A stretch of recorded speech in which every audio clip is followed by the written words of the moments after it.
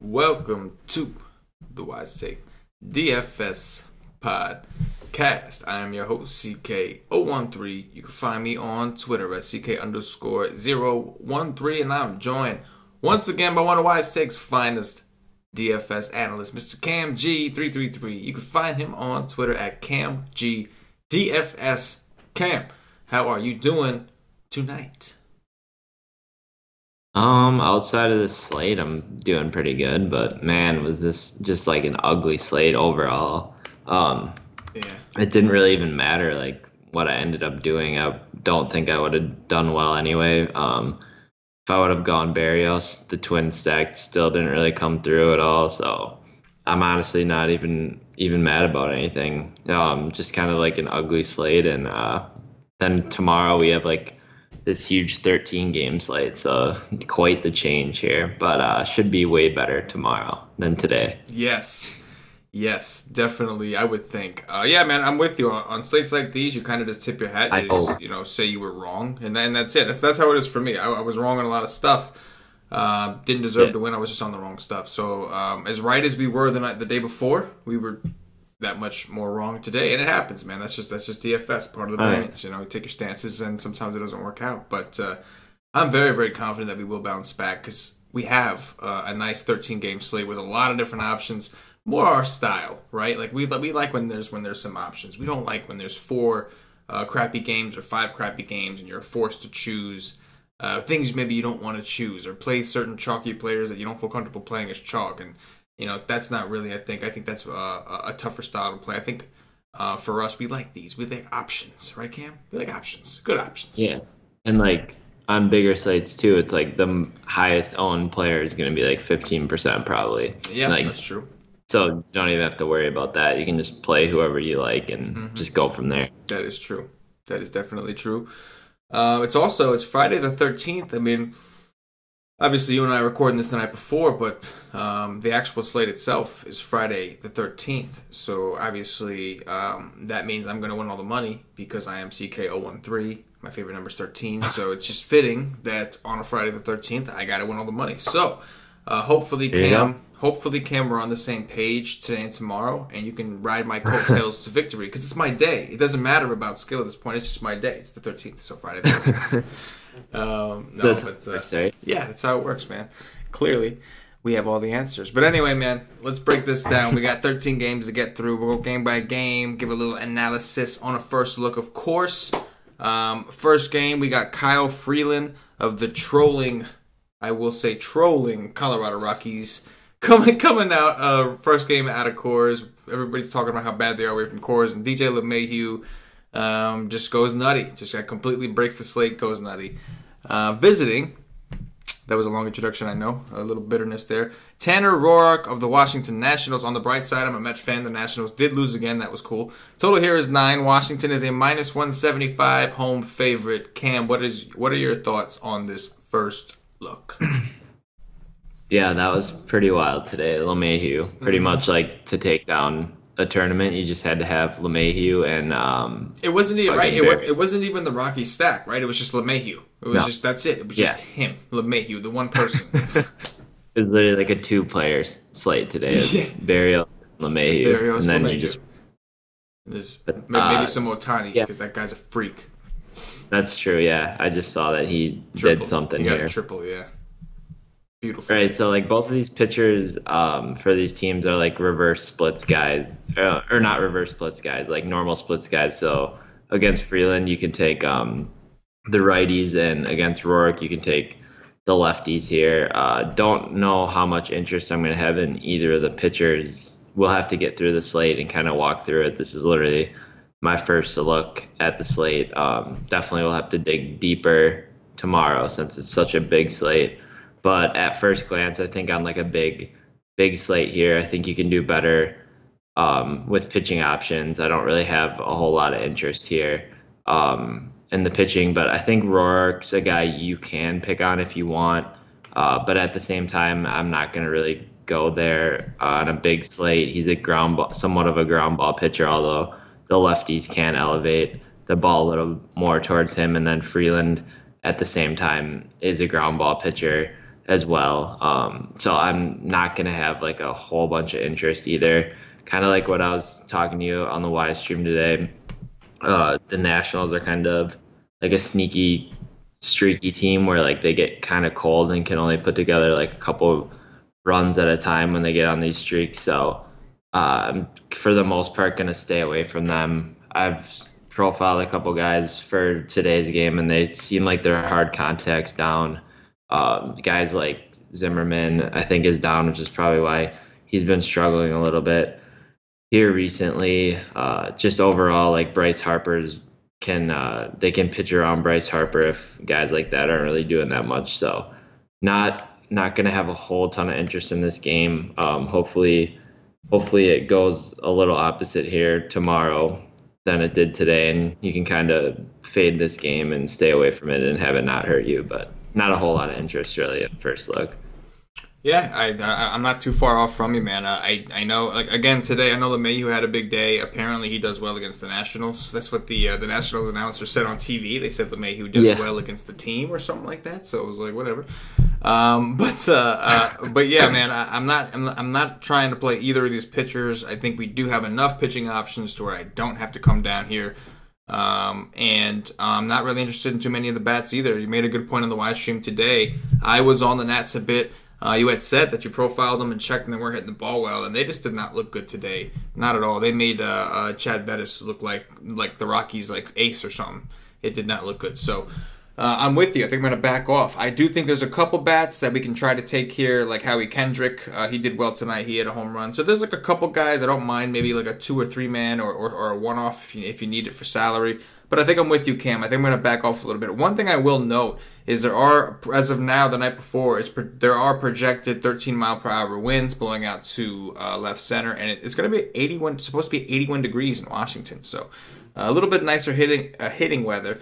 But again, I don't think I'm going to go more than maybe a one-off or 2, or maybe a mini stack on the Nats side. But I'm with you, Cam. It's a big slate. I'm sure there's plenty of other spots. I haven't looked either, but I'm sure on 13-game slate you would think that there's other spots. So if not, then maybe we'll reanalyze the situation. But in the meantime, let's move on to the next game. We've got, we will start with Chris Tillman of the Baltimore Orioles visiting Eduardo Rodriguez of the Boston Red Sox. Total here, 9.5. Boston, a -210. Home favorite, going to be about 61 degrees. The warmest it's been in Boston in a while. 65% humidity. No real wind, about 5 miles an hour blowing out to the left. Nothing significant. What you got, Cam? Yeah, Boston has like a 5.7 run total tomorrow right now that Vegas has up. I think that's pretty reasonable. Tillman isn't a good pitcher. He's going to be someone that you definitely don't want to roster as a pitcher. He doesn't really strike anyone out. A lot of advanced stats look like he can get blown up anytime here. I could see a really quick outing versus this Boston team here that doesn't really strike out. They could probably put just a lot of balls in play, which could cause a lot of issues. I don't really have that much interest either in Eduardo Rodriguez, just because like I said, it's a bigger slate. If we had to, if it was like a super small slate or something and I had to, I could maybe think about like a very deep like GPP option for him just with the strikeout upside against Baltimore. But I don't think I'd go there tomorrow either. For the most part in this game, I think it's just going to be you're going to have to look at the Boston bats. Specifically, I would have to go with like JD, Mookie, Nunez, and then you'd have to see how Hanley does. I think he got injured today, right? Like he got beamed in the hand. He got hit in the wrist or something like that by Sonny Gray. Wrist. And I'm surprised Sonny Gray didn't get tossed out. Didn't matter. Yeah. Terrible, but I'm surprised he didn't get tossed. I mean, it was an accident, and like everybody said that you could tell it was an accident, but still, I mean, come on. What are the chances the hottest hitter right now in the Red Sox, Hanley Ramirez, gets hit in the wrist the next day after a brawl? I know it was ironic, but still, I was just surprised that they held it together. Anyway, keep going. Yeah, exactly. Yeah, so like, I mean, if he's going to be out, that kind of sucks because he would be someone I would include in the stack. This Boston team's just really hard to stack because you kind of see it today. Like I feel like when they go off for high run totals, they always seem to go off like their whole lineup does. It's not really like one or two guys. That could change this year with JD Martinez, just like with the swing of a bat. I'm sure he could put up like 40 fantasy points, but for the most part, like I've noticed with this lineup, it seems to be like all around, like everyone contributes to get to those runs rather than like three or four guys that do it. So it's just always like a tough team that I never really stack just for that reason. Although I will acknowledge that they are in a really good spot and they can definitely put up a high run output tomorrow. It's just not somewhere where I think I'm going to emphasize on like a big slate just because I can't really pinpoint where those runs are going to come from for the most part. Yeah, I think Tillman's definitely a no-go. I think you did a pretty good job of analyzing what kind of stuff Tillman has at this point in his career. So yeah, I'm with you there, man. No way I'm rostering Tillman. I will be playing me some Red Sox stacks. I do expect them to be fairly popular, but Cammy, this is like you said earlier, it's a 13-game slate, so we don't really have to worry too much about chalk. Unless there's one team that's just obviously going to be chalky. Then on a 13-game slate, you definitely want to stay away. But I don't think we're going to have that issue. I think we're going to see a nice little balance. Because there is some pretty good pitching, I think there's some good pitchers. We haven't gotten there yet, but with that said, I'm not on the Eduardo Rodriguez train. I played him a little bit in his last start, and the K upside is there, but the command issues are also still there, so that makes me a little nervous. I know he hasn't really had too many. I think he's had one good game against Boston against Baltimore in his career. His last two starts against them did not go very well. He did have a ton of strikeouts, but he also gave up a ton of runs. So I think that the bats on both sides I'm interested in. On the Baltimore side, I'm going to have to go light. They have to show me that they can swing them. They've been doing a little bit better. And I know, again, they did go out there and they did get some of these some guys to help them with their left-handed hitting problem, like Danny Valencia. Obviously, we know Tim Beckham is much better against lefties. Scope and Adam Jones is another guy that hits lefties pretty well. So I think that they're trying to come around off that stigma a bit. I expect them to strike out. I do expect them to strike out, but I also expect them to put some runs up here in the smaller ballpark in 61-degree weather, assuming it is 61 degree. But still, I don't think that we've found a pitcher we like. But we're only 2 games in out of 13. 13. So let's go ahead and keep it moving. Number. It is, man. It is. It is. It is.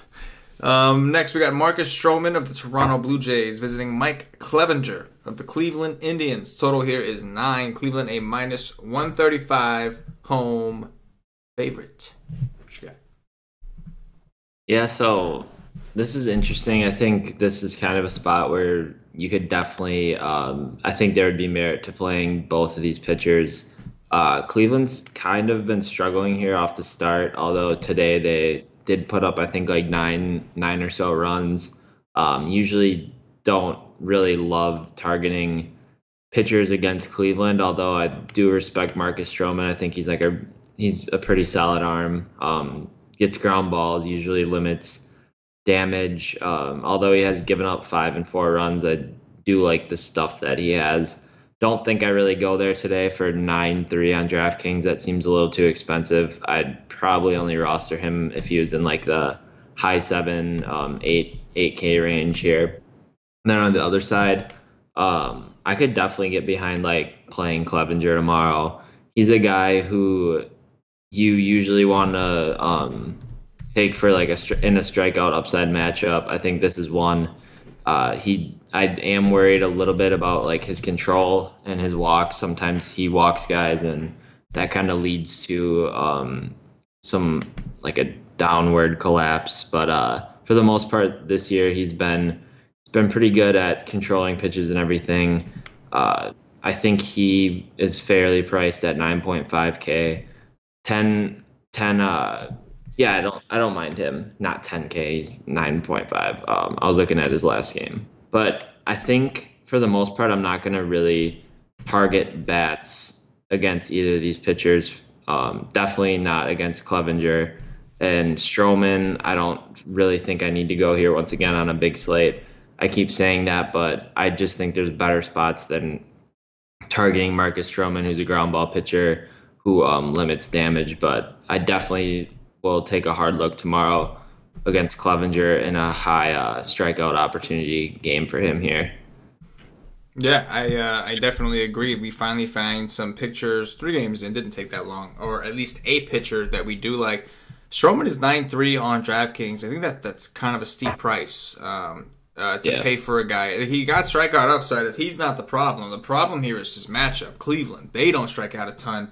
And they do have some power here, especially against, like, if I'm taking against Cleveland, I want to take a lefty against these guys. Definitely don't want to take a righty against them. So I think Stroman is a guy I don't think I'm going to go to. And Clevenger, like you said, I like what I'm seeing from this dude. I know he's having, like, you did mention some concerns about his control. We know that's one of his downfalls. But we know he has K upside. He throws a slider, which we know Toronto struggles against, and we like that. So a couple of the things that I'm liking what I'm seeing from Clevenger this year. Again, it's still early in the season, but what I like is his velocity is the same. So his fastball is on average about 92.1 mile per hour. His slider has actually dropped in velocity, so there's a bigger separation in his off-speed pitches. So his fastball velocity is fine, but his slider actually dropped. Last year, it looks like it was 81.3 was his average slider velocity. It's now down to 79.4.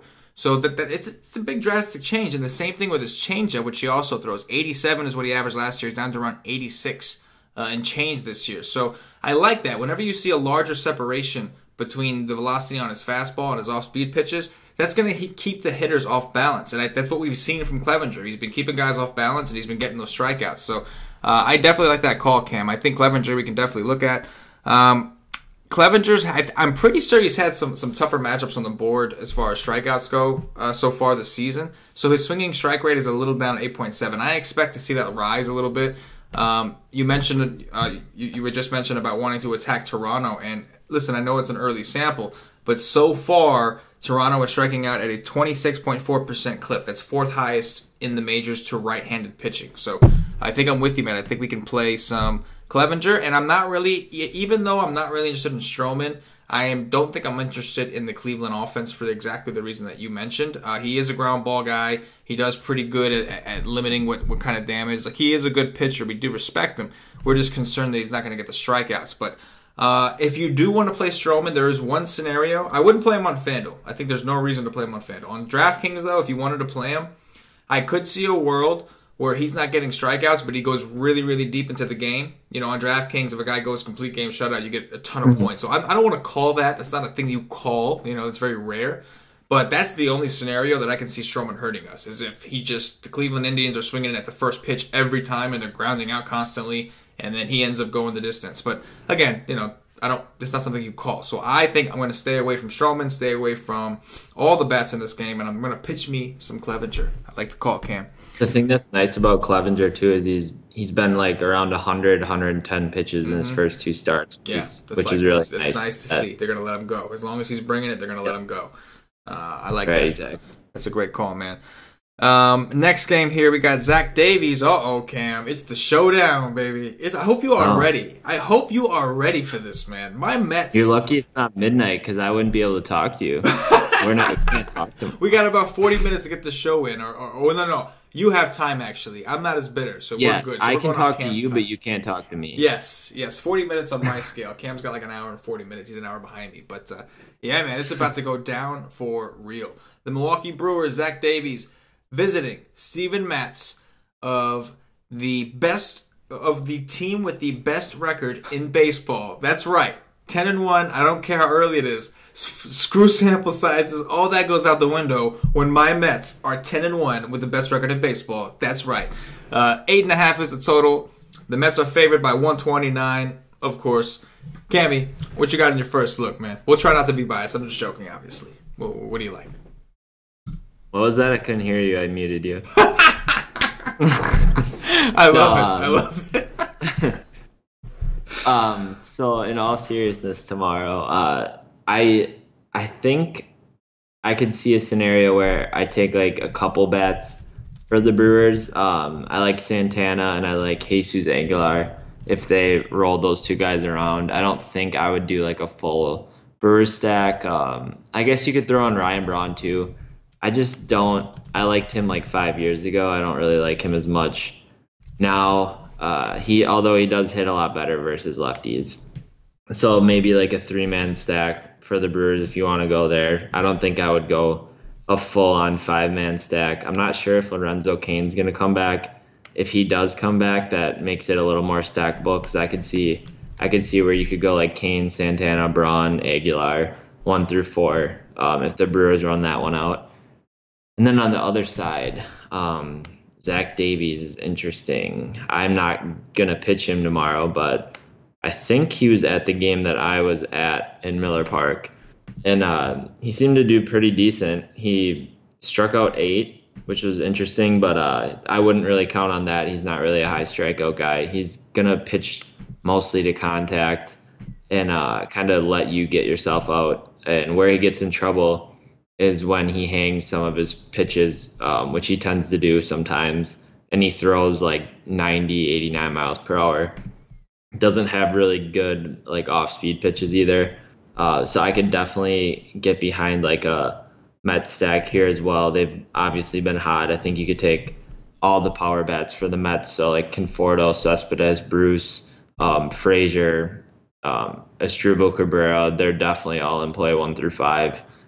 Just because I've seen Davies give up a lot of damage, especially to power hitters, like the Mets have. Although it is like I don't love the ballpark. I wish it was in Miller Park, but I still think this is a good spot for them.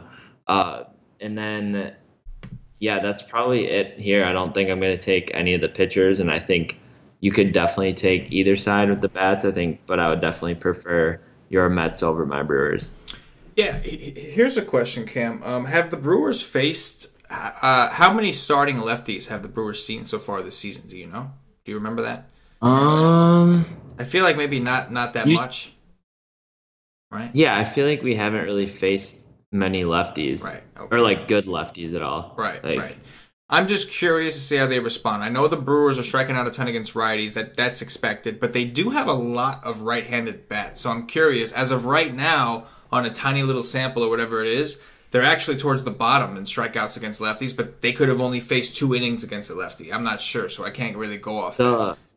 So like the thing with them versus a lefty is I think their strikeout upside for like an opposing pitcher who's a left-handed pitcher is going to kind of go down because the 2 like main guys that strike out like 30 to 35% of the time are going to be Thames and VR, who mostly play versus right-handed pitching. I'm sure VR might play tomorrow versus a lefty because he's a switch hitter, but he sucks on the right side of the plate. But they strike out really high, so they're usually good for at least 2 strikeouts a game. No, so there's 4. That's kind of what I was thinking. Like Thames and Travis Shaw too, right? Like those 2 guys, like they have power, but they strike out a ton. And the projected lineup, the projected lineup that I'm looking here, does not have Shaw in. So I know Shaw last year played there against the lefty, he had to, but this year they do have some young guys. I think there's a possibility maybe he doesn't play. I think it's possible. They move VR around. We've seen them do that with him before. They have some other guys. So I don't know if they necessarily have to play Shaw tomorrow.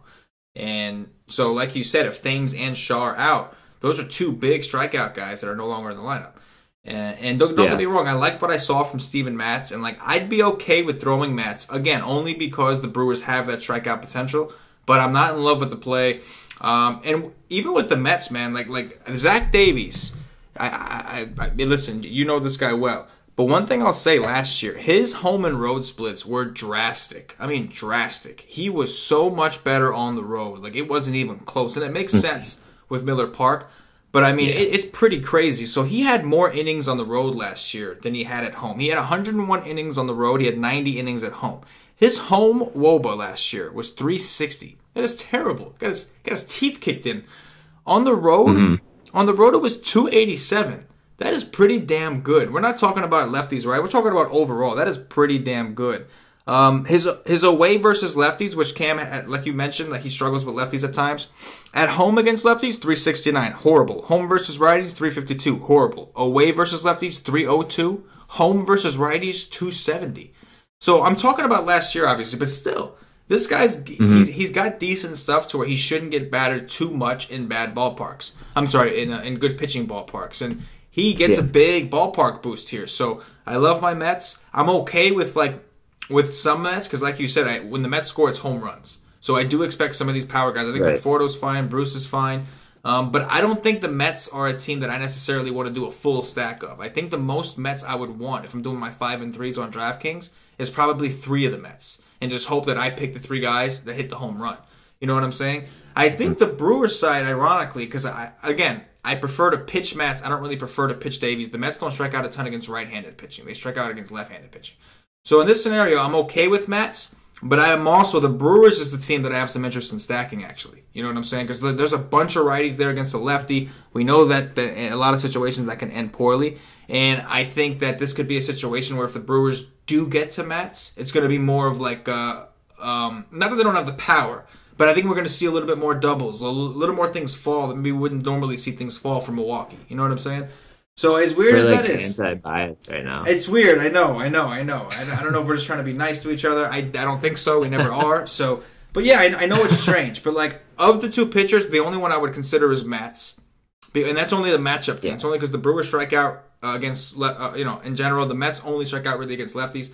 And as far as the bats, again, like I'm okay with the Mets. Don't get me wrong, but I think the Brewers is the one that I can see as getting you there with like multiple people. Whereas I think the Mets, I can see maybe 3, maybe 4 of these guys getting you there with home runs, which is what you want. But again, it's not a great ballpark. You know what I mean? It's at 72 degrees, 44% humidity. The weather's not bad, but it's Citi Field. It's a big ballpark. So yeah. I would think with all these games that we're going to find another game with better hitting conditions. But I definitely, I'm going to dig in a little more tomorrow on this game. Obviously, I won't have you to talk to, so I'm trying to ask you all the questions now. Because once it strikes midnight, I know you're not going to talk to me.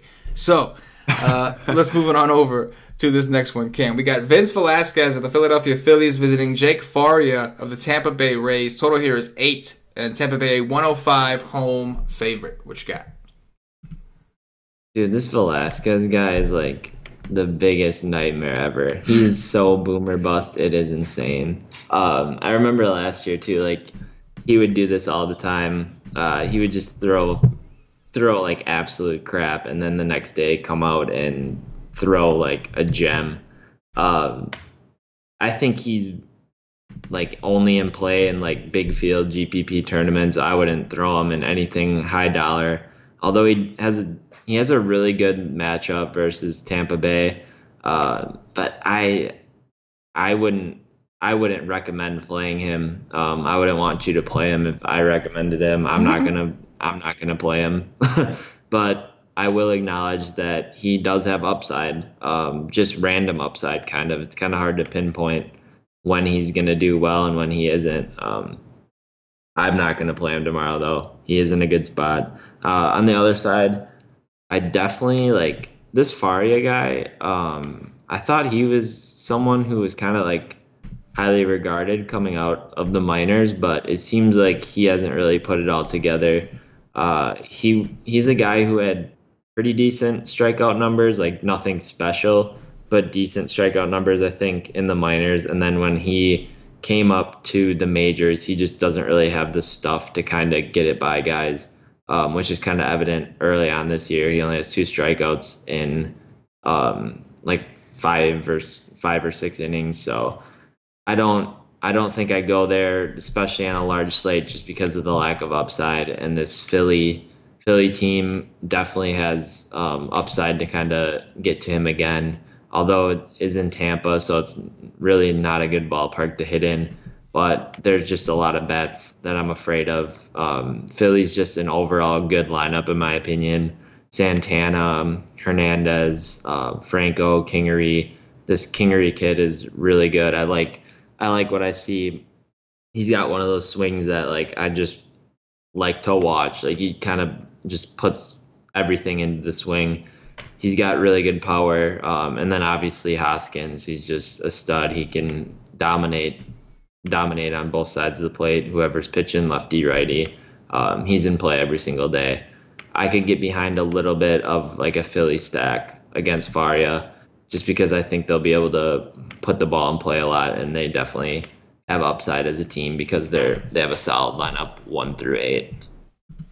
Yeah, I mean, Vince Velasquez is a guy that has a ton of strikeout upside, but like you said, man, he's just having a hard time keeping it together. And I mean, this dude's got some nasty stuff, but like he's just like off the wall completely. It's just weird. In 2016, he actually pitched like way better at home, which I think is crazy because he pitches in Philly, which is a tiny park. In 2017, He pitched half the amount of innings last year. I know he had some injury issues, but it was the complete opposite. At home, he got bombed, and on the road, he had like a 318 WOBA, which wasn't bad. So like this guy is just off the wall. He does have an issue with lefties. Lefties definitely like last year in 34 innings pitched, it looks like he gave up. Where is it? He gave up 376 WOBA to lefty. That's what I was looking for. 376 WOBA. And it wasn't much better for him on the right side. 10 home runs, 24 earned runs, a 346 WOBA to righties. He had a rough year, man. And I don't know. Like the matchup is great. Like, is he worth a shot? Honestly, on DraftKings, he's worth a shot. He's 7'9", he's got a ton of K upside, and he's going up against Tampa Bay Rays. Not a play that I think he'd go heavy on. And with that said, Jacob Faria is a guy who played a lot last year. And again, he's another one. We saw spurts of it. We saw he had some pretty good games, but then we saw him just kind of struggle. And this year, if people look at it, I hope people look at his game logs and they say, oh man, this guy's terrible. He played Boston twice, man. Those are the only teams he's played so far this year. That sucks. Like, you know what I mean? Like, you're trying to go out there, and show you got it from last year, and you have to fucking play that. Oh, excuse me. You have to play that freaking team twice. So I think that there's upside in Faria. Don't get me wrong. The Phillies are much improved offense. The Phillies, Rhys Hoskins, Nick Williams, Kingerly, like they have these young guys that are good. But this is a huge ballpark downgrade for the Phillies, big time. So I definitely, 5'8" for Faria, I think that's way too cheap for that dude, for a guy with that kind of upside. I still think the Phillies are capable of striking out. I think there's a couple guys here that make that a little more difficult. Carlos Santana they brought on, he doesn't strike out a ton. So I get it, man, and like Faria's not a play that I'm not going to go all in on. But at 5'8" on DraftKings, I'm going to take some chances with that because I know this kid has upside. And again, it's a huge downgrade for Velasquez. So I think I want to take some shots with the pitchers here, man. Mainly Faria, though. I will admit, Velasquez has been #bad. Let's move it on to... Oh, man. Too bad Patio Joe's not on the show. Speaking of Patio Joe may be on the live stream. We don't know for sure. I don't want to false advertise. But Patio Joe might be on the live stream. We'll have to see. He's got to get the clearance from the team. He's got a whole team. He's got to touch, he's got to check it out. He's got to go in the order, make sure everything's checked out. There's a lot going on when you got twins. You know what I'm saying? You got new twins. He's getting a minivan. His life is changing. His life is changing before our eyes. So we can't hold him accountable. That minivan's pretty sick. That minivan was sick. He was whipping it, man. He was whipping it. I'll give him props, man. He was definitely doing his thing. He's gonna start burning out and shit. Yeah, yes. Exactly. And the reason I brought him up is because one of his favorite pitchers, at least favorite pitchers to talk about, Mr. Chad Cool. He usually plays the cool music, and he does his whole Chad Cool voice. I miss those. I miss that so much. So hopefully he does do the live stream because I guarantee you he's going to do that tomorrow when he sees Chad Cool. They are visiting Dylan Peters, the lefty, from the Miami Marlins. Total here is 8. Miami 8 plus 115 home underdog. Cam, what you got? Yeah, I don't know. Honestly, like on such a big slate, I don't think I really have a whole lot of interest in these games, or this game. I mentioned this a couple times. Like Pittsburgh's actually pretty good this year. Like they've been playing really well. I definitely wouldn't consider taking a pitcher against them right now with what they've been able to do. Guys like that Polanco guy is just on fire right now. Although it's in Miami, like a really good pitcher-friendly park, it's still scary. Lefty on lefty, that does suck as well. But just like overall, I think this Pittsburgh team's playing pretty well. They're being really patient at the plate. I think they have one of the highest walk percentages in the MLB currently. Just like a team that I'm not looking to target. At the same time, I'm not really going to be pitching, or I'm not going to have a whole lot of interest in Chad Cool. There's a lot of aces that have gone up against Miami, and I haven't pitched them just because I feel like they're kind of like a weird little pesky team that on paper is really bad, but for some reason right now they're kind of just getting the job done in certain spots. They have like timely hits and everything where they're driving in runs and kind of just ruining your pitcher's day slowly. I know Zach Wheeler did deal versus them, and I think I think Chad Cole's not as good of a pitcher as him, so I will definitely pass on both of these pitchers.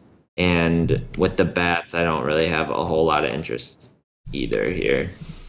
Yeah, I'm just not. I'm not too crazy about the game in general. I don't mind some of these Pirate bats. I think they're in play. Obviously, it's a big ballpark, but that's what they're kind of used to playing in. I'm curious to see if they open up the roof. I think that'll help the hitters in this matchup. And as far as I'm with you. I don't really want to play Chad Cole. I know it's Miami, but he just doesn't have enough strikeout upside. He is very good against righties, so I don't hate it if somebody told me they wanted to try him at 7-3. As an SP2, I'm not totally against it. I think you can always try to play a pitcher against Miami. Obviously, we know that it doesn't always work. We saw Thor and DeGrom not so successful, despite the fact that Wheeler was able to go in there and mow them down. So you never know what you're going to get from the Miami team. I will say Chad Kuhl last year had a serious lefty problem. He could not get a lefty out to save his life. And there's a pretty powerful lefty on Miami and Justin Bour. He's probably the only guy that I think stands out. I'm not really interested in any of the Miami bats either. I think Cole is okay, but we just talked about so many. We talked about a couple other pitchers that I think I like more. At least one of them, and no, we haven't really, honestly. I think there's, you know what? There's some coming up. That's what it was. There's some pitchers coming up, and also we talked about the Phillies Rays game. That's right. So yeah, there was a couple in there. So I think I'd prefer those guys.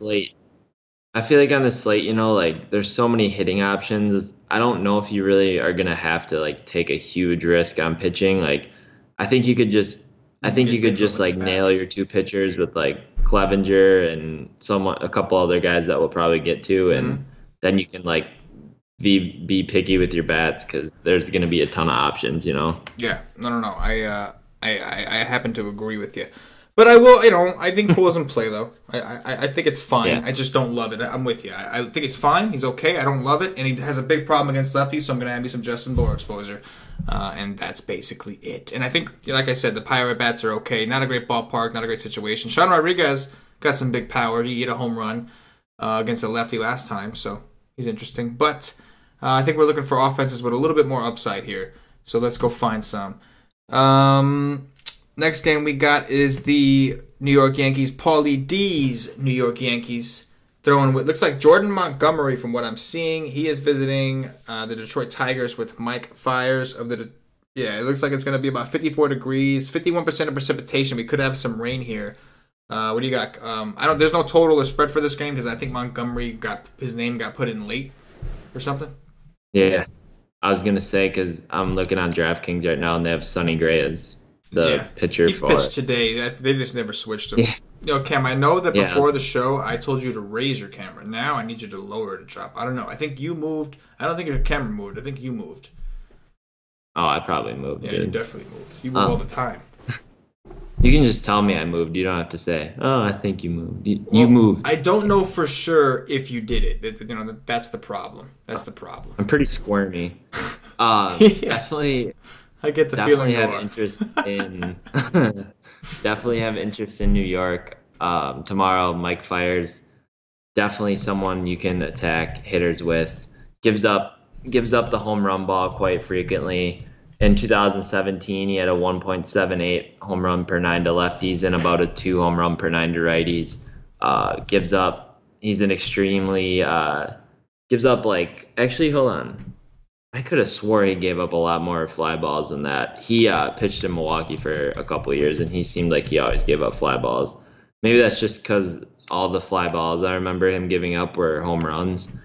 So this is like a really good matchup for the Yankees just because they have a lot of power hitters going up against someone who gives up a lot of home runs. So definitely have interest in that. And then on the other side, if Jordan Montgomery's pitching versus Detroit, I think you could take like a one-off with Castellanos here for the Tigers. I just like him. I think he's a really good player. He's kind of struggled to start the year, but had a couple good games really early to start off, but struggling down the stretch here. But I just believe in him. I think he's a really talented player, and he hit versus lefties really well last year, over a 300 ISO, I believe. So I definitely like him as a hitting option. I don't think I really get to Jordan Montgomery tomorrow for pitching, I definitely think you can stack Yankees. They probably will be pretty chalky, but they are in a really good spot. And then I would only go as far as like a one-off for Detroit and Casty. Yeah, I think this game I'm going to try to go away from only if I get the idea the Yankees are going to be popular. I don't want chalk Yankees. If the Yankees, I felt like we're going to go under own, sure. But Fires look pretty good against the White Sox. And I know that it's the White Sox, but even going back to last year, he did pretty well against the Yankees in all 3 of his starts against them. Let me just confirm that he had 3. But when I checked up, I'm pretty sure it was 2017. Yeah, 2017. Okay, he had 2. I'm sorry. He only had 2 starts against them. But he did pretty well in both. And when I say well, like, not that he did phenomenal, had these great, outstanding performances, but he didn't get beat up as much as you'd hope. Like, looks like he put up 15 in one game and 19 in another. With not for nothing, but at 6-3 on DraftKings, you would accept that gladly. He didn't go very deep. 5 2/3 in one game, 4 in another. He had 7 strikeouts in both. In one of the games, he did give up 4 earned runs. That was in Yankee Stadium, which is obviously a much smaller park. I will not be pitching Mike Fiers. Don't get me wrong. I'm not going that far. He's coming off a great game against the White Sox. I'll give him that. 6 innings, 6 strikeouts. He put up a 26.5 on DraftKings. So I'm not trying to pick on the Yankees like that. Don't get me wrong. I'm just saying that I'm not going to have like a ton of Yankee stacks. I'm going to have some, but if I get the feeling they're going to be chalk, I'm going to try to go a little under the field. And as much as I would, man, I would love to play some of these Tigers, man. I'd love to play James McCann. It's a lefty. I'd love to play James McCann, Nick Castellanos, Miggy. I'd love to play these guys. It's just everybody around them is so bad. It's like Dixon Machado, this Santillero, Victor Martinez is still somehow playing. You know, it's tough. One thing about the Tigers is historically they've matched left-handed pitching, but they're missing Kinsler. That was like a great bat that they let go. That was just phenomenal. I don't know. Yeah. So I don't know, man. I know Montgomery looked really bad in his last start. I know that. And the Yankee bullpen is just taxed right now. They're not getting any kind of rest. They're just taxed. So maybe I can see myself playing some of these Tigers actually. Maybe a little bit more than I feel like. When I first look at them, I'm like, oh, that's horrible. But maybe I will. Maybe I will come around. I'll have to look into it more tomorrow, but you just gave me an idea of pitching Fires. But I did look. Oh God! Don't tell me I did that. I'm gonna feel so horrible of that guy. I did look into. I just clicked on his velocity quick, and it looks like it's down like 2 miles an hour or something. Not sure. Who's that? Fires? Yeah. I don't know. That's not typically a good thing. No. Not. I just clicked on it and I saw that, so that's something interesting to note as well. That his velocity is down. Although he did pitch well in his last outing. He pitched well, but we don't want to overreact. It was the White Sox, It was the White Sox, so we don't want to overreact. He does. I feel like he's the kind of pitcher though that he could give the Yankees trouble because he has that curveball and stuff that he likes to throw, and it's like a big looping curve. Right. That I could see them chasing out of the zone, but you're kind of a psycho if you pitch him versus the Yankees. I hear you, man. Like I feel like I'm more towards just maybe not going as heavy on the Yankee bats. But yeah, I agree with you. There's going to be some psycho out there that's going to try it, and if it works, he's going to look like a genius. And we're going to be like, dude, we talked about it, yet we didn't want to actually pull the trigger because we were scared. And then Cash would come on here and be like, you ain't got no balls, bro. Gotta put your balls on the table, bro. That's what Cash would say, and then that would be the end of it. We'd be feeling bad about ourselves, and then that would be it.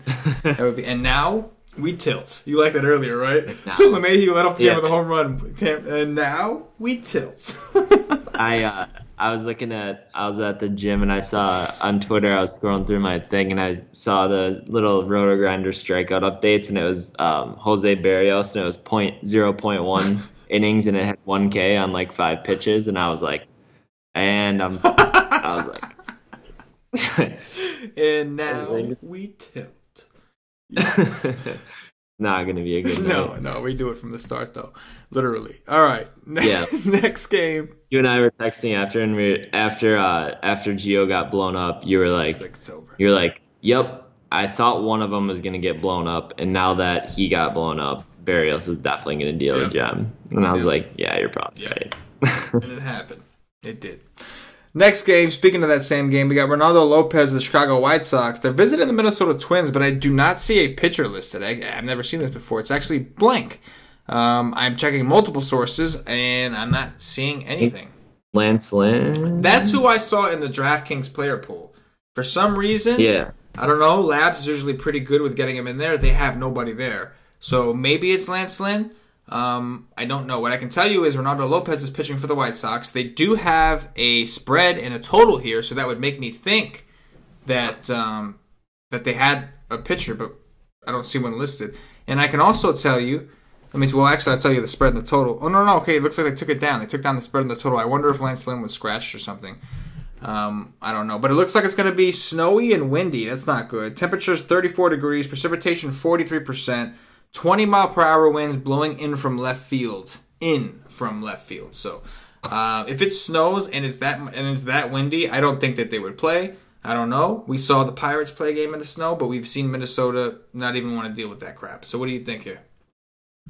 Yeah, like me and my friends were talking about this when we were at the Brewer game because it was like 30 degrees and they have a retractable roof, and we were like, yeah, that's makes sense. Like we're in the middle of Antarctica. Like why wouldn't you just build a dome or something?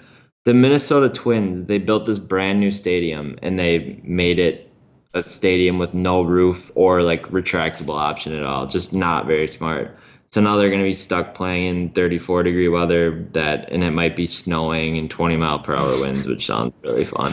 Like makes a lot of sense. But on the side here, just with that weather, like I'm going to have no interest in the bats. 20 miles per hour wind blowing in, 34 degrees, like that's going to be really tough for me to click on those guys.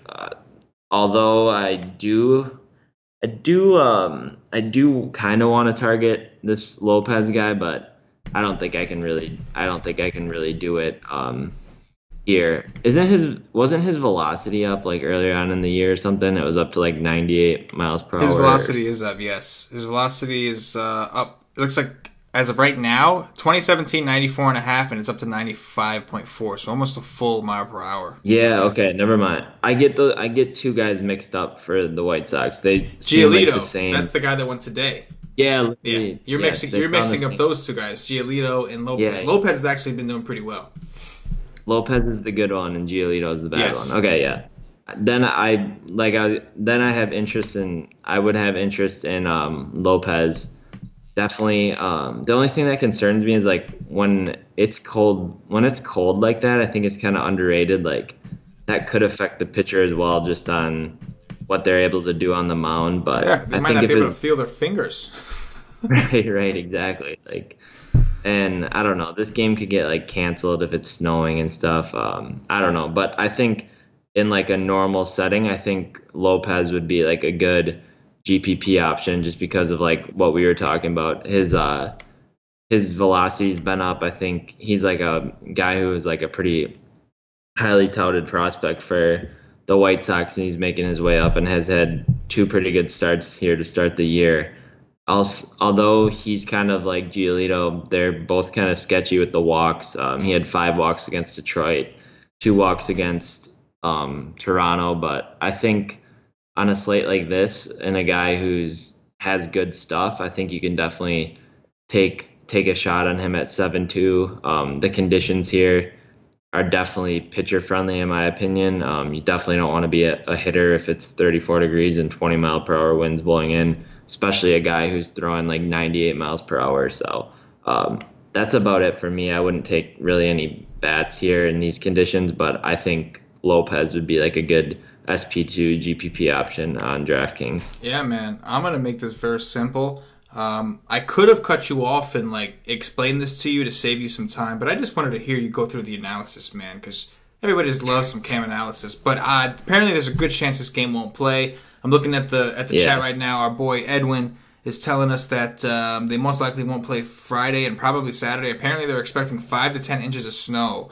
And he said during the game today, they had said that the game might get called by noon tomorrow. So I don't expect this game to play. And that could be why Minnesota's like, we ain't even putting a pitcher out there. Don't even put nobody on that list, man. Yeah. They have their reasons. But seriously. But yeah, Ronaldo Lopez, this would be a stay away game for me regardless. The White Sox, I really only like to play against lefties, and today they reaffirmed that for me. Thanks, White Sox.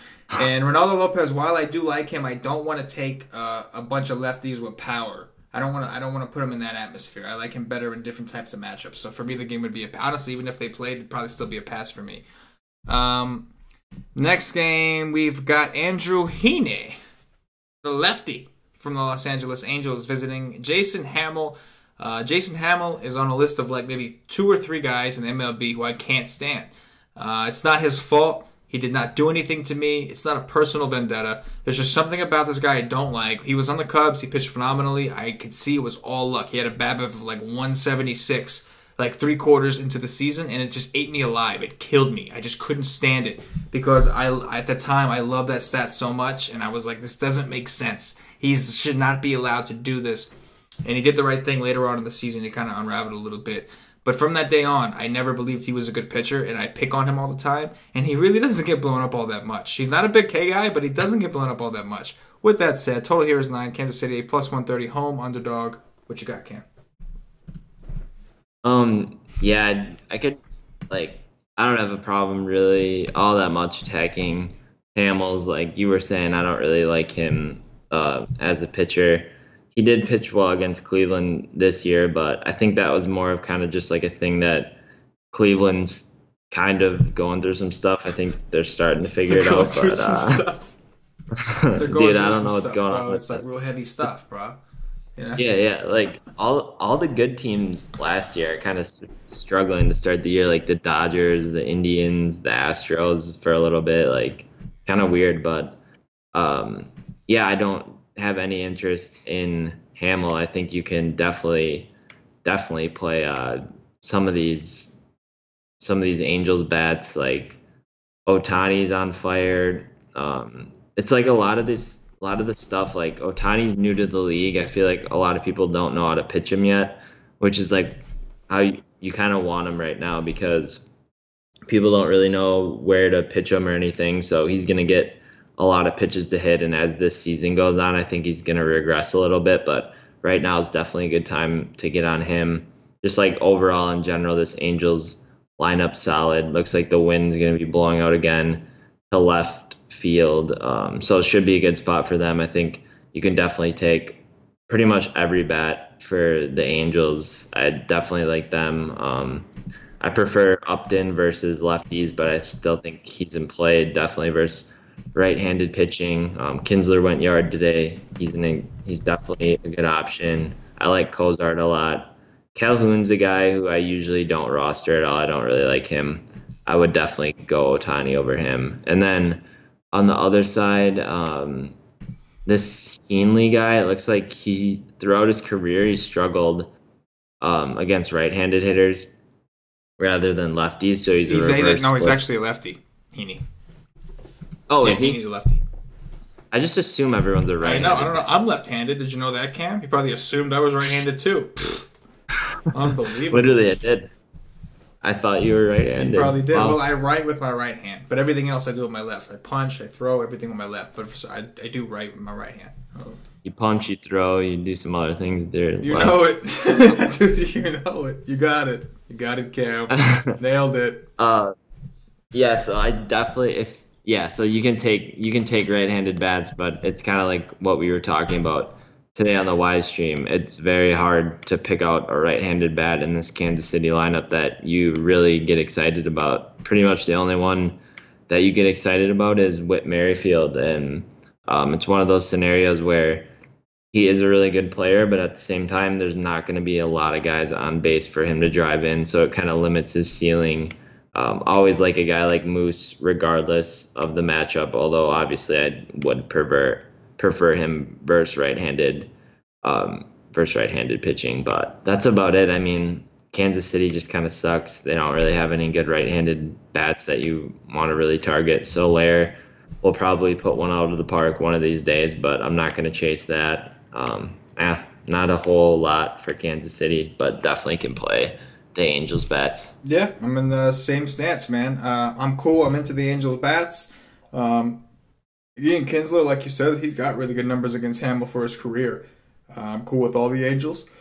And I'm cool with Heaney. We saw Trop did well today. I'm a little worried. We got to monitor the weather here. Looks like it might rain a little bit. Doesn't look like it's going to be too heavy, but it does look like it could rain. So we want to monitor that. Obviously, if we don't want no in-game delay. It's rare that a pitcher like did what Porcello did and comes back out after the rain delay and still plays. Doesn't happen as often as you'd hope. So I'm okay with Heaney, but he is coming back. He's another one coming back from an injury, so they might take it a little easy. We don't know. They kind of let Trop go, but Trop's pitch count was pretty low today for the most part. So again, I'm cool with Heaney for his price.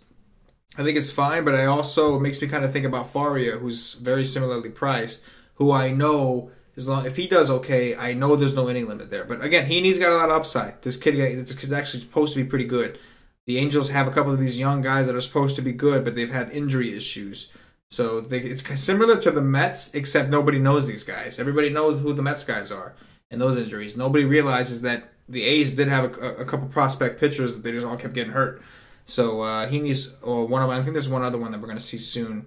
I should see over the weekend. But anyway, yeah, Angels all the way. Bats and Heaney as well. Monitor the weather. 16-mile-per-hour winds. Blowing out. You heard Cam. Let's go.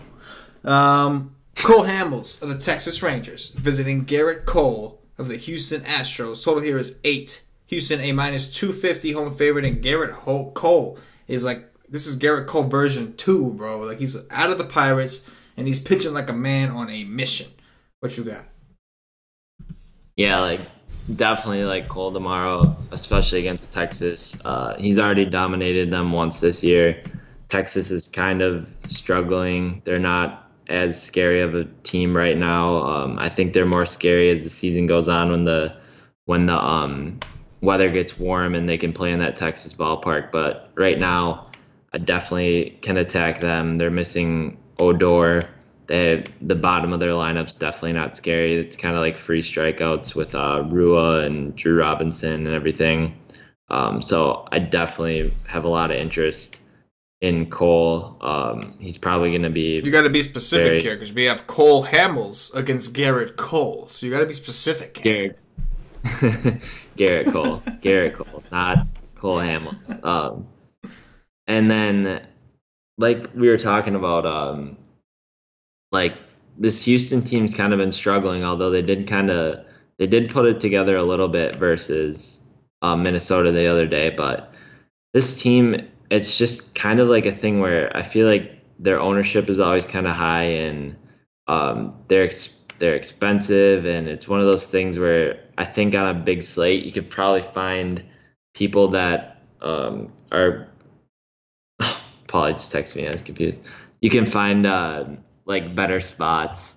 You can find better spots than them, I think, on a big slate, and you can definitely pay less for it. So I'm not going to be in love with Houston. I think they're in a good spot versus Hamels.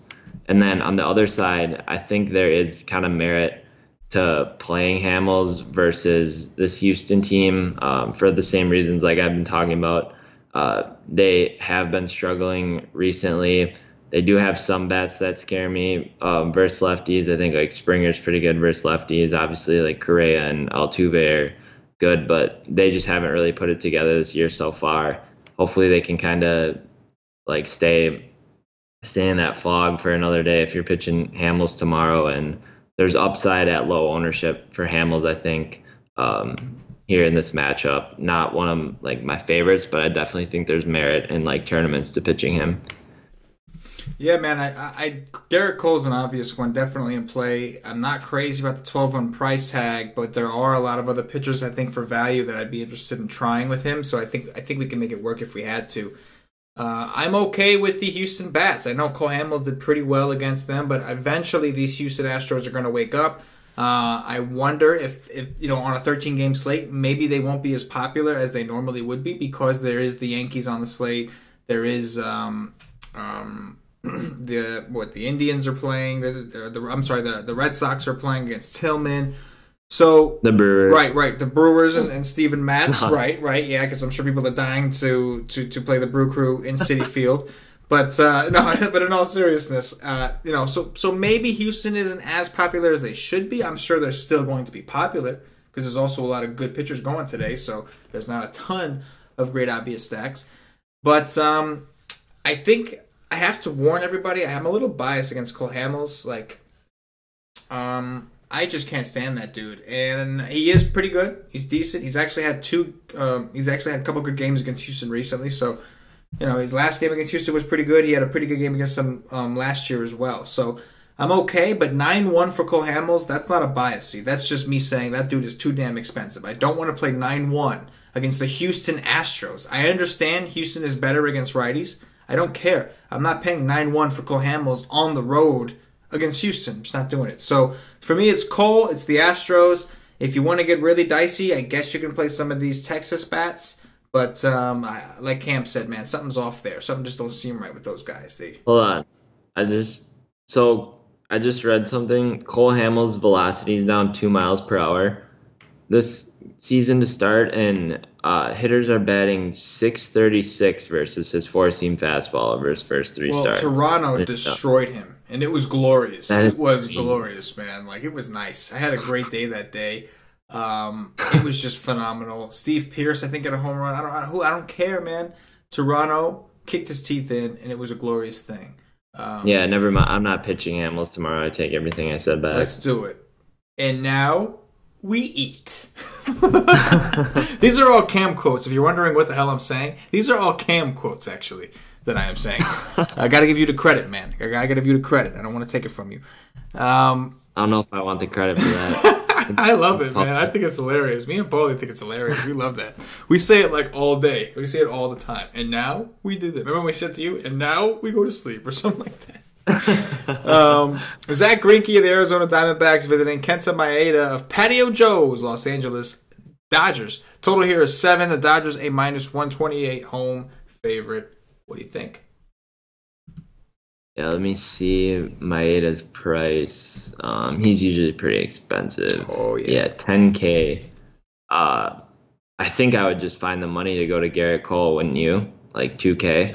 Yeah, considering the opponents, yeah. Yeah, definitely for me. So I don't really see myself going to Maeda tomorrow. If you absolutely have to save the 2K and go there, I guess he's fine. He's pretty good versus right-handed, not pretty good. He's really good versus right-handed hitters, but he's a little above average maybe versus left-handed hitters. So I think if you want to take a couple one-offs here versus him, you could take some of these outfielders for Arizona. Peralta's day-to-day, but that kind of sucks. You could... the lefties I think are in a good spot versus Maeda, but I wouldn't really mess with any right-handed batters for Arizona here. And then on the other side, I definitely think you could take a stab at Greinke. He had a rough start versus St. Louis, but I think just overall, he's a good pitcher. I think he'll bounce back here in this spot. The Dodgers haven't really been doing it like we were talking about. They've had a couple good games here and there, but nothing really to back away from. Bellinger has not really had the power that we're accustomed to seeing. I'm sure that'll come back eventually, but I don't know if this is the spot where he kind of gets his power back versus Greinke.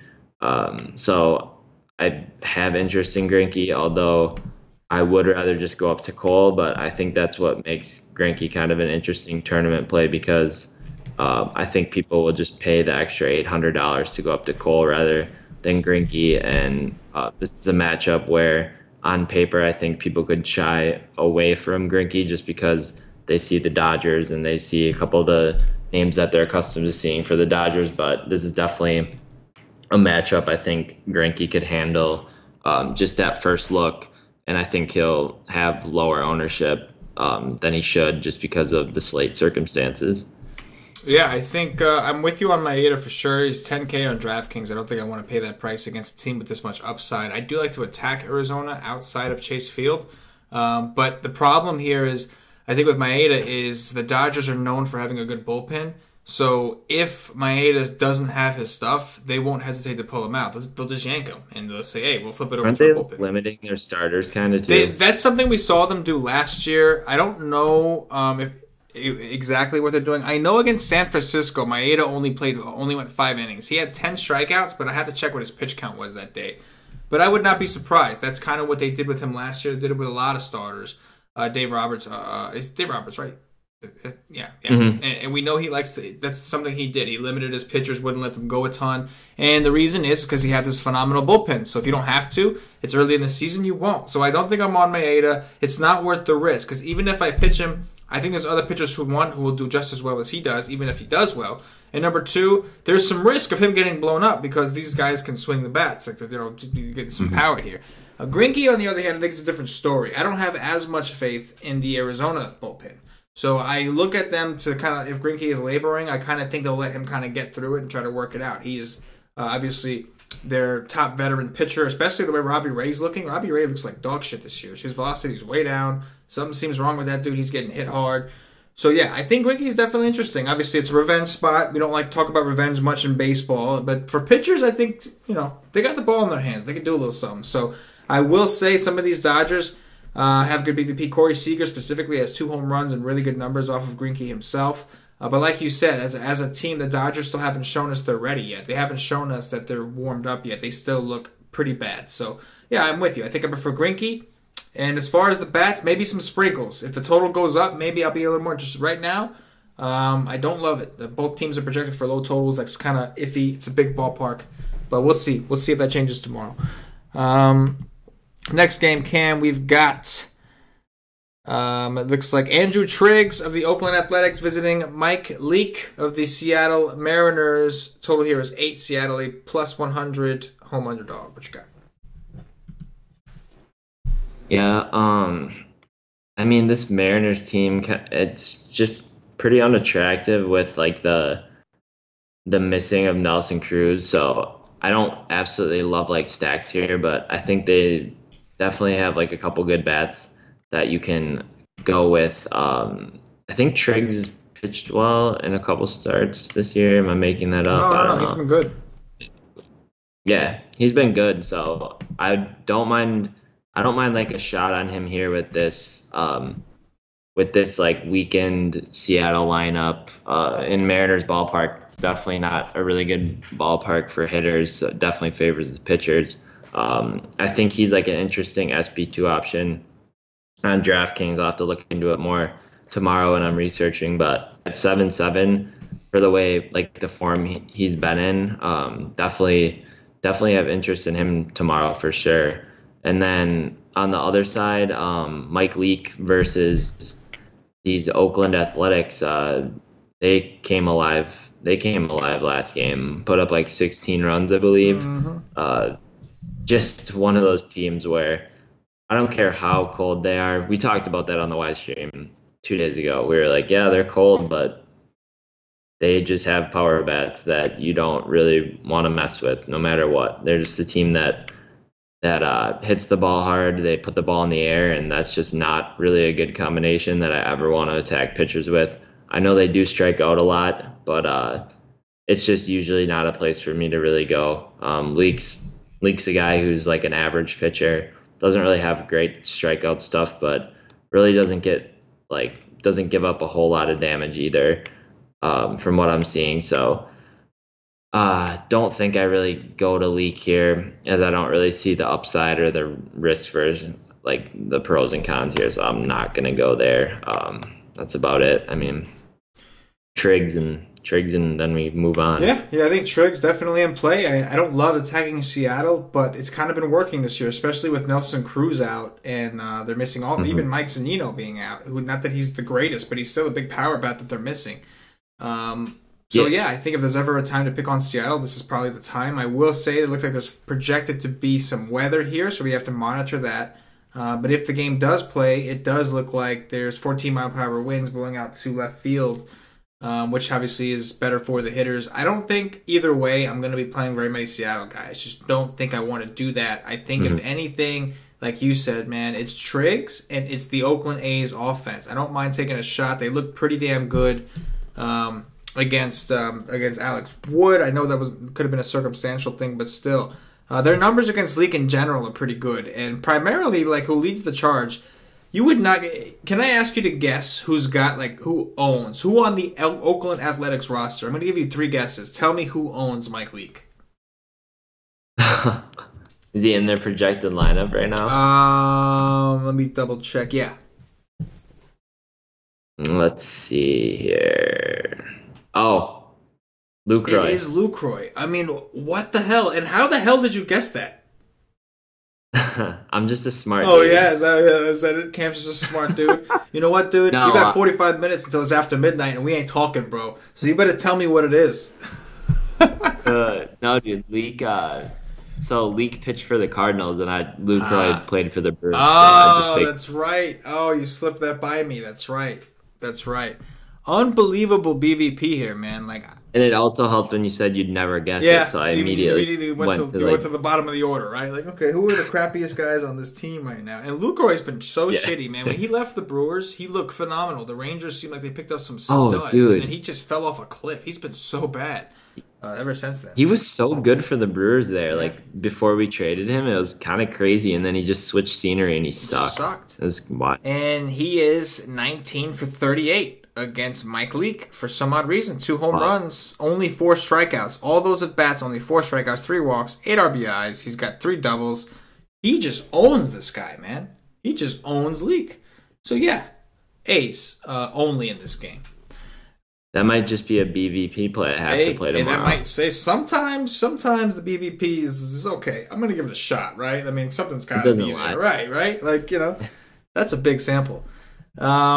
Last game here, Cam. We got Ty Blotch of the San Francisco, I almost said 49ers, San Francisco Giants, a lefty, visiting Tyson Ross of the San Diego Padres. I like this kid, Ross. 11-mile-per-hour winds blowing in from left field, 70 degrees. Looks like a nice, beautiful day in San Diego, which, by the way, I believe that's where the FanDuel Live Final is, so hopefully somebody from the nation can take it. My family's out there, Patio Joe's and Cali. They're in L.A., the Greek, so, hey, who knows, man? We got to get ourselves the tickets so we can get out there. Kick it up with the Wise Take Nation in San Diego.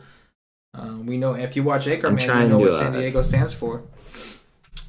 I'm trying to get that DraftKings one so I can go visit you up in New York. There you go. Come to the Northeast, Cammy. Yeah. Come to the Northeast. It'll be fun.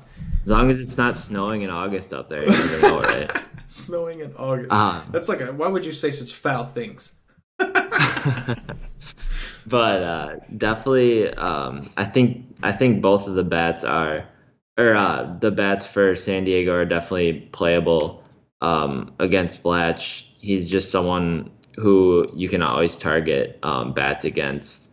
So I definitely have interest in the Padres. And then you said you like this Tyson Ross kid? In general, yeah. I don't necessarily like him in this spot. I'm taking a look at him right now, but in general, yeah, he's impressed me a little bit. Yeah, he's definitely improved from last year. I'm looking at his 2017 numbers, and I was like, how the hell can you like this guy?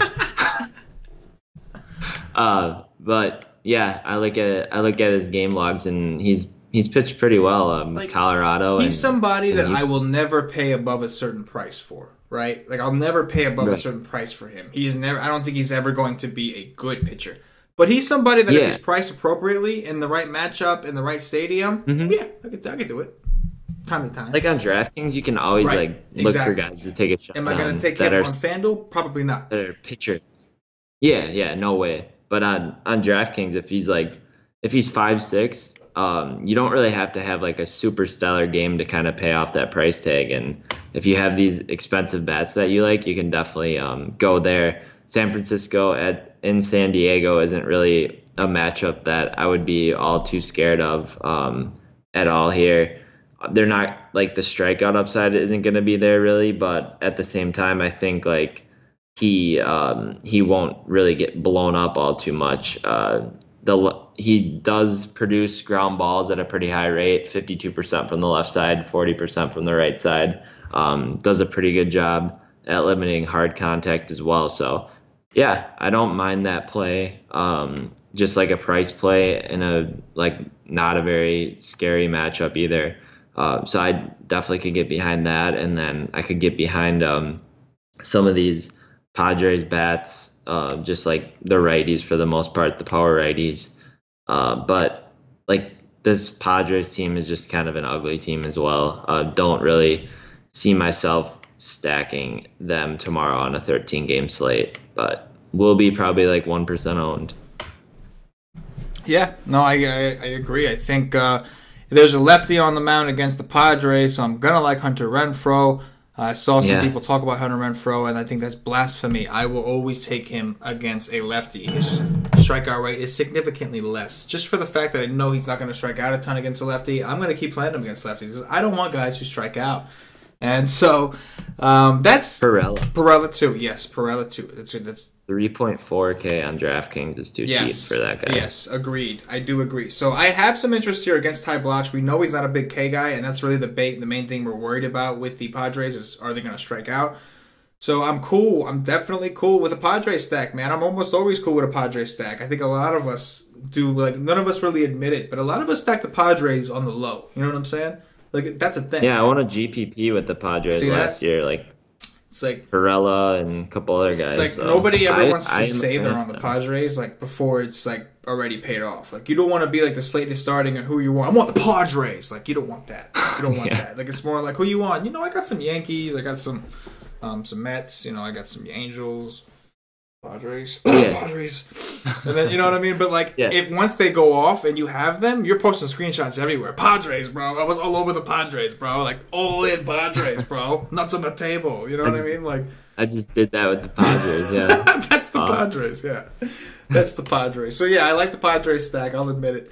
Tyson Ross, I don't know if I have to do it. But, again, we have, like, 3 guys on DraftKings who are in that price range now. Like, this is the 3rd guy now in consideration in that price range. So, these kind of guys will make it easier for you to fit in the Garrett Coles if you want to, or the Zach Greinke's, or whoever these other expensive dudes are. So, should be a fun slate, man. I'm excited. I'm definitely excited to break it down. It's huge. I might need to throw some extra lineups out there, but should be fun at least to keep track of, to sweat. It should be a fun one. Should be some high scores for sure. At this point, I'm going to remind everybody, the NBA playoffs are about to begin. No NBA, obviously Friday because there's no games, but Saturday, the NBA playoffs are here. The NBA returns. Y streams are back. Cheat sheets are back. We're doing our thing with NBA. So come roll with us. Come roll in that thing with us at ystate.com with the NBA package. What's up? It's so weird. Like, near the end of the NBA season, I was like, oh, man, I want MLB to start so bad. And then I like started doing pretty well at the end of the NBA season, and then I was like, oh, well, this sucks because it's over now. And then MLB came, and I was like, well, dang, I kind of want to keep playing NBA because I've been having like success in it. So I'm excited. I'm excited again for like NBA to come back, as weird as it sounds, but like I'm like excited to be watching the guys do the NBA stuff and just throwing in like lineups and everything. So that'll be fun to have like MLB going and NBA going. Having them both, MLB, NBA, it's a great thing. And like this last week is rough because the NBA, it's like some guys aren't playing, and it's kind of like you got to weed through the BS. Tough. Playoffs are a different level, man. Starters are going to play. These games go. Like people just ball out. So I love the playoffs. It's a lot of fun to watch, a lot of fun to play DFS. And like you said, Cam, when you have MLB regular season and playoff basketball together, you just have a phenomenal weekend. You have a phenomenal day. That's called a good day. That is what that's called. You know what I'm saying?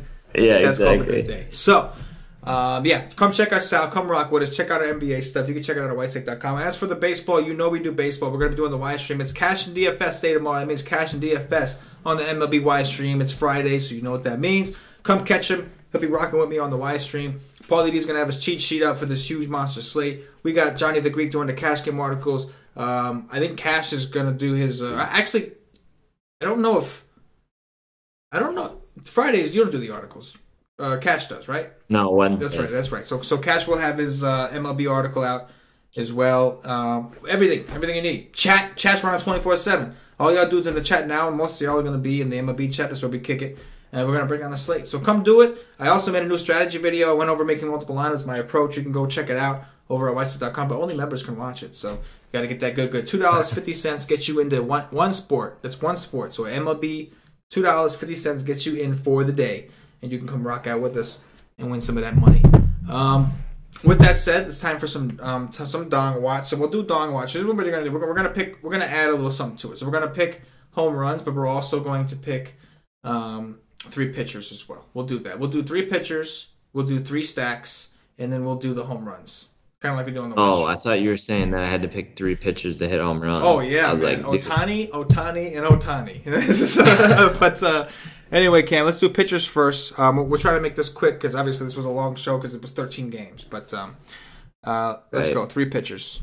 No pressure. Yeah, I think at first glance, definitely Garrett Cole at the top. I like Clevenger as like a mid tier option, and then I think Triggs is like a good option there at 7.7 on DraftKings. I like those calls. I'll go with Garrett Cole as well. I like him as the pay up guy. I think Clevenger is a nice happy medium. You make a great point with him against Toronto, and then Faria, man, he's the cheap guy that I'm going to look at against these Phillies. Faria 5.8, but I just like those cheap dudes. So him, Heaney, and that other guy Ross, I think are interesting. But Faria is a guy that I know can do it. Let's see if he brings it and see if he stops being a little bitch. Cam, top 3 stacks. Oh my God, there are so many teams tomorrow. So many teams. What do we have? 26 teams, and I have to pick 3 stacks. 3 stacks, bro. Yeah. Oh man. Yes, you do. I think I would go. Holy balls! I'll tell you what, Houston. The Nationals look a little more interesting now. Like they grew on me a little bit, and the Mets and Brewers game grew on me a little bit too because we didn't see as many like great hitting spots as I was hoping. Mm-hmm. Right? Yeah, that's very true. I like Houston. I think I like the Mets, and I could get behind the Padres just solely off of they're too cheap. Yeah. Like I'm looking at these outfielders and like Renfroe and Pirella right now are 3.4 and 3.7. Right. Like I do like that a lot. That's a really good point, especially considering we do like Garrett Cole. We're gonna need some cheap stacks to pair with him. So yeah, I will roll with I'll roll with Triggs so I can get some of your boy. I mean not Triggs. I'll roll with the Oakland Athletics so I can get some of your boy Lucroy with his BVP.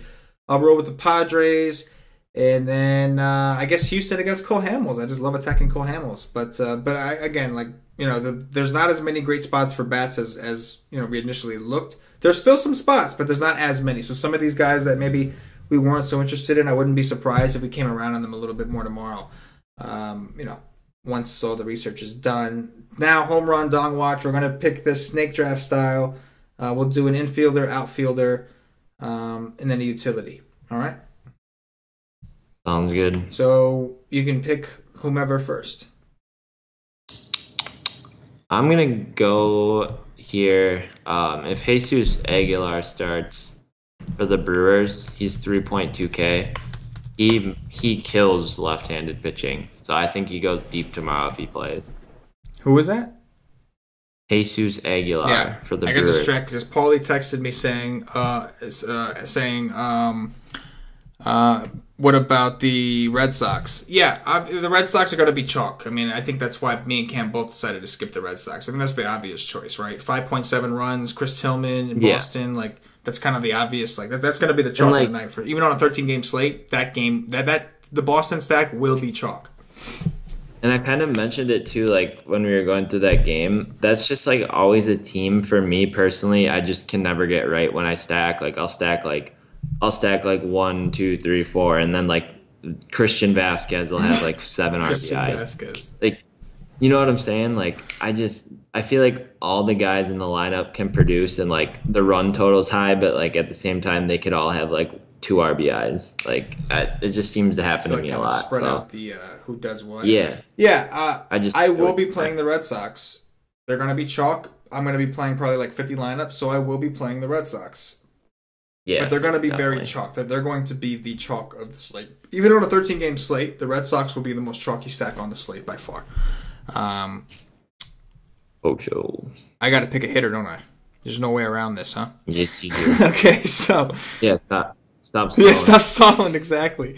Stop stalling. All right, I'll go with Hunter Renfroe. I'll use my outfielder.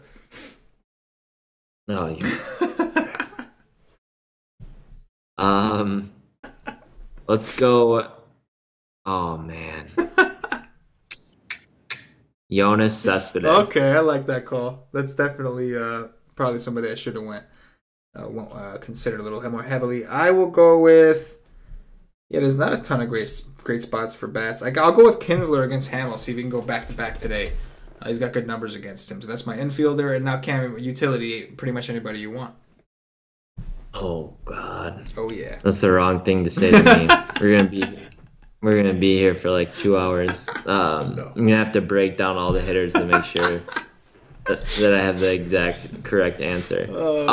Let's go to Justin Bohr here at first base. I like that call. I do like that call. I will go with I'll go with Howie Kendrick. Why not? He looked pretty good. He does really good against lefties, and he looked good today with the wind blowing out. So that is going to do it for the game-by-game breakdown. If you're watching on YouTube, please click that thumbs up. That like button really helps us out. Subscribe to the channel, guys. Get notified whenever we do something. If you're watching on Facebook, please like and share to support the Wise Take Nation. If you're listening on Podbean, give us a follow. Listening on iTunes, give us some 5-star reviews. And if you're watching us on Twitch, please give us a follow. Throw some cool stuff at us. Throw some likes. Tell your friends about us. We over there. We got no friends on Twitch. We want some friends on Twitch, man. Nobody knows we're on Twitch, but people need to know we are on Twitch. I know Cam's on Twitch. I know he be on Twitch. So Cam's got to spread the word. Spread the Twitch word. Give some Twitch love. The Wise Take Nation needs some Twitch love. So help us out. All these things, whatever platform you use to watch us on, it helps us grow, helps us continue to do these shows for free for you guys. So, do us a favor and don't be an asshole. So, Cam, closing thoughts and we'll get up out of here. Yeah, I think just play the plays that you like tomorrow. Don't really worry about ownership at all because on a 13-game slate, it's going to be super spread out. Except for the Red Sox. They will be very popular. Yeah. Who? The Red Sox. The Red Sox will be very popular. That's good for me then, because I'm not gonna play them anyway. I don't care. I'll play some. I mean, it's the Red Sox. Well, I mean, if you're making like 60 lineups, 50. I'm probably gonna only make like. Okay. I know what you mean. I know what you mean. I'm just joking. Yeah. For sure. So don't worry about it and just play who you like. I agree. Super. Don't get too hung up in ownership. I totally agree, Ken. That's great advice, man. There's a lot out there. Even the chalkiest of chalk may not be as chalky as you think because there's just so many options. Definitely a great point. So, for KamG333, for myself, the entire Wise Take Nation, as always, good